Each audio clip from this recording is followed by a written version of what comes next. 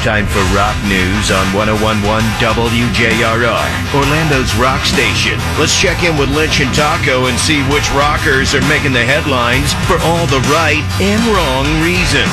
101.1 WJRR. All right, jump into the rock news. Want to make sure you're entered for this hour's Go Fund Yourself $1,000 cash giveaway. It's up for grabs right now. Did you enter the first keyword of the day at WJRR.com? We've already had a bunch of listeners win here on JRR.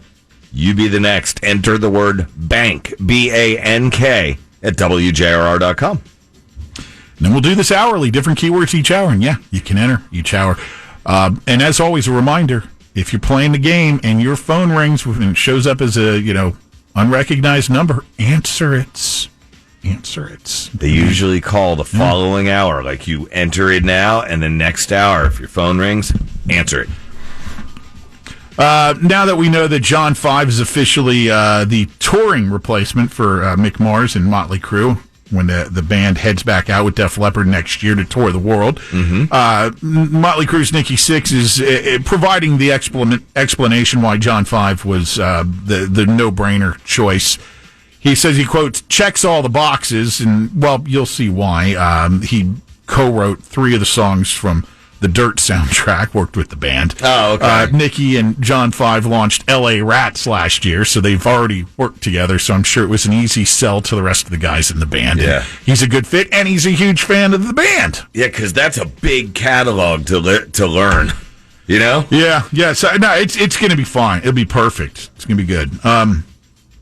Jello Biafra paying tribute to the Dead Kennedys' longtime drummer D.H. Pellegro, who passed away last week at the age of 63. Bizarre accident.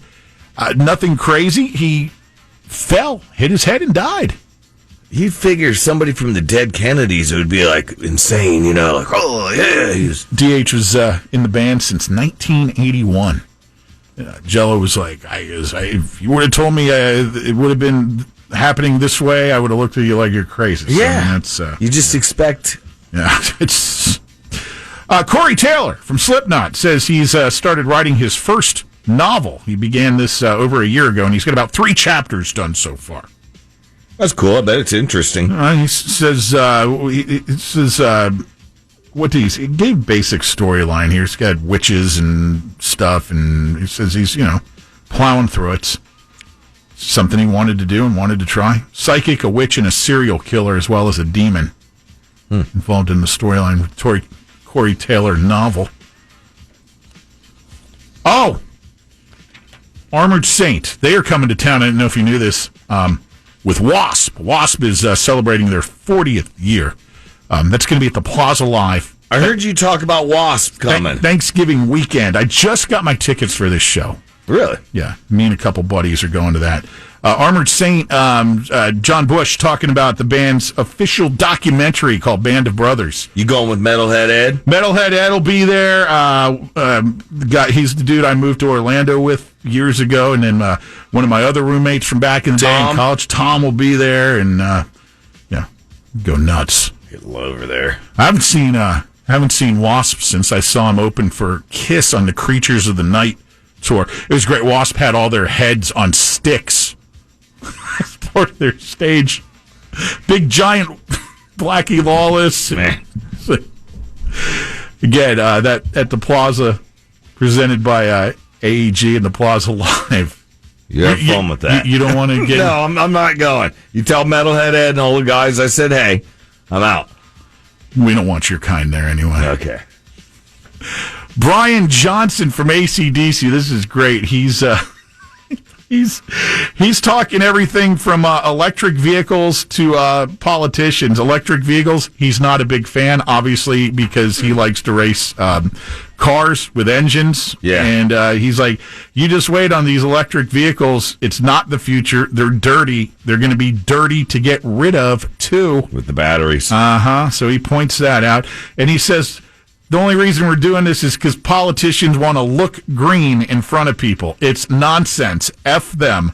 Then he went on to say about politicians in general, F all of them. I've never voted ever. He goes...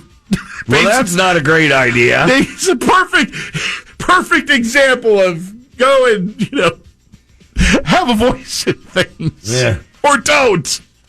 He just said he don't like any of them. So I don't think many people do, but well, no, you can still vote. You knew this was going to happen. Do you remember when the band Lynch Mob with George Lynch announced they were changing their name because of the insensitive name of the band that they had for God knows how many years? Yeah. They're back to Lynch Mob. Didn't work? No, they... Is this like Theory of a Dead Man going to Theory? Right. Kind of the same deal there. I never got that. Yeah. They had adopted the name Electric Freedom, and I'm like...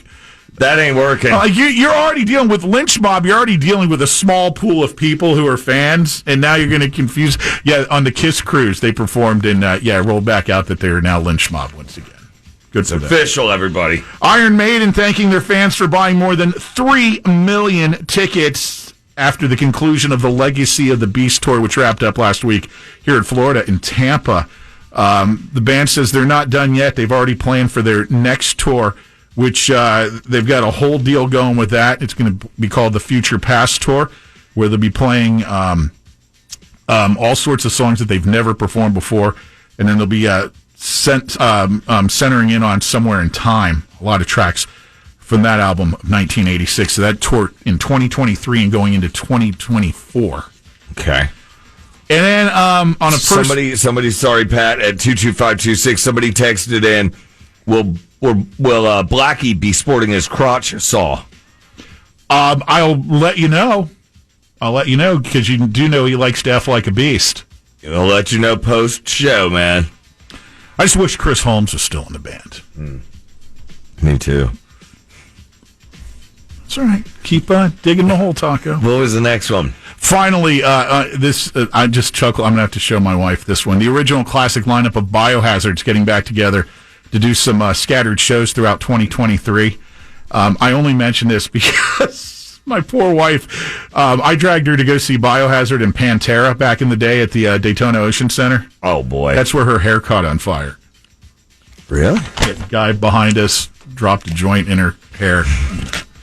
You know, she's had at times very, very long hair, and you're at a Pantera show. Well, we're both sitting there going, what's that smell? And weed? There's no, it was like teeth being drilled at the dentist office, burning hair. I'm like, it's your hair. So we quickly extinguished. That was the weekend we stayed at the hotel. The Dirt Ball Hotel, oh my right? God. That's what I was going to ask you. It wasn't actually called the Dirt Ball Hotel, but it could have easily been. No doubt about it.